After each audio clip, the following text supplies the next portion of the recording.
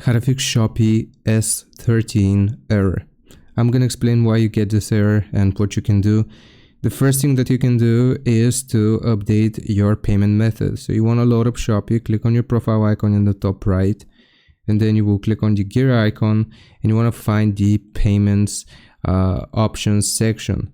There you want to verify your payment method. That is going to be the most common reason for getting this error S13. Another thing that I suggest doing is checking your internet connection. If you're using Wi-Fi, try connecting or switching over to mobile data. And if you're using mobile data, try connecting to a Wi-Fi network because you may be experiencing issues with your internet connection. The next thing that I suggest doing is going into the App Store and just searching for Shopee and making sure that you have the latest version of the app. If it says update, you want to update the app. Also, you can reinstall it by pressing and holding onto it. Then remove app and reinstalling it back from the App Store or the Google Play Store.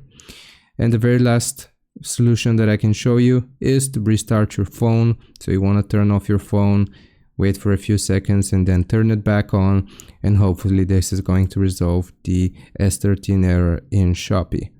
Hope this helps. Leave a like and sub. I'll see you next time.